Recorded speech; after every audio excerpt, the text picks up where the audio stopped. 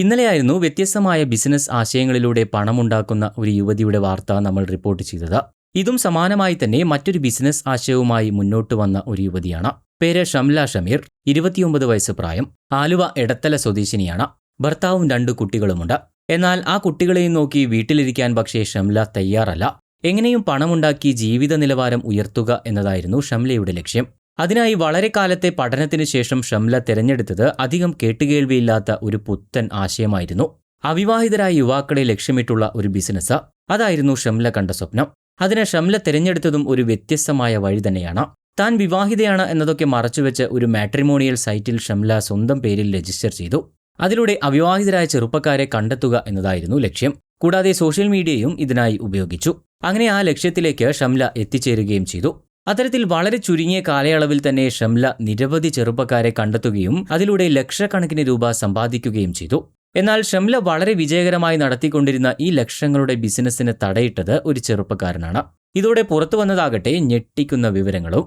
ഈ പറഞ്ഞ യുവാവിനെ സമൂഹ മാധ്യമങ്ങൾ വഴിയാണ് ഷംല പരിചയപ്പെടുന്നത്. ആ ചെറിയ പരിചയം പിന്നീട് വലിയ സൗഹൃദത്തിലേക്ക് വഴിമാറി. ഇരുവരും ഇടയ്ക്കിടെ ചാറ്റുകളൊക്കെ നടത്താൻ തുടങ്ങി.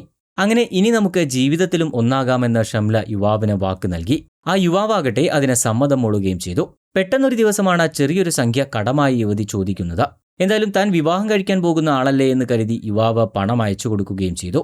ഈ രീതി 2-3 തവണ ആവർത്തിക്കുകയും കൂടുതൽ പണം അയച്ചു കൊടുക്കുകയും ചെയ്തു.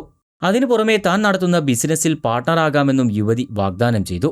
അങ്ങനെ 2024 സെപ്റ്റംബർ 3-ാം തീയതി മുതൽ 2024 നവംബർ 20 വരെയുള്ള കാലയളവിൽ പല ദിവസങ്ങളിലായി ഇയാൾ 50 ലക്ഷത്തോളം രൂപയാണ് ബാങ്ക് വഴിയും ഗൂഗിൾ പേ വഴിയും ഒക്കെ യുവതിക്ക് അയച്ചു നൽകിയത്. എന്നാൽ പണം പോയി എന്നല്ലാതെ തന്നെ ബിസിനസ് പാർട്ണർ ആക്കുകയോ കൊടുത്ത പണം തിരികെ നൽകുകയോ എന്തിനു പറയുന്നു വിവാഹം കഴിക്കാൻ പോലും ഷംല തയ്യാറായില്ല.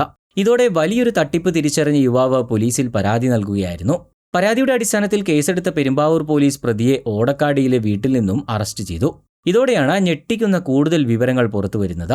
വയനാട്, കോഴിക്കോട്, മലപ്പുറം, കോതമംഗലം, ആലുവ അടക്കമുള്ള വിവിധ പ്രദേശങ്ങളിൽ നിന്ന് സമൂഹ മാധ്യമങ്ങൾ വഴിയും മറ്റും പരിചയപ്പെട്ട യുവാക്കളിൽ നിന്നും സമാനമായ രീതിയിൽ യുവതി തട്ടിപ്പ് നടത്തിയിട്ടുണ്ട് എന്ന വിവരം പുറത്തുവരുന്നത്.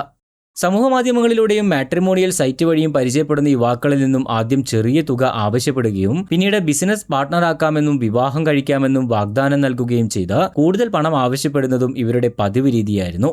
എറണാകുളത്തെ ഒരു പ്രമുഖ മാളിലേക്ക് ക്യാരി ബാഗുകൾ എത്തിക്കുന്നതിന്റെ ഓർഡർ വാങ്ങി നൽകാമെന്ന് പറഞ്ഞ് കോതമംഗലം സ്വദേശിയിൽ നിന്നും 20 ലക്ഷത്തോളം രൂപയും ആലുവ സ്വദേശിയിൽ നിന്നും 11 ലക്ഷം രൂപയും ഇവർ തട്ടിയെടുത്തുവെന്നും പോലീസ് പറയുന്നു.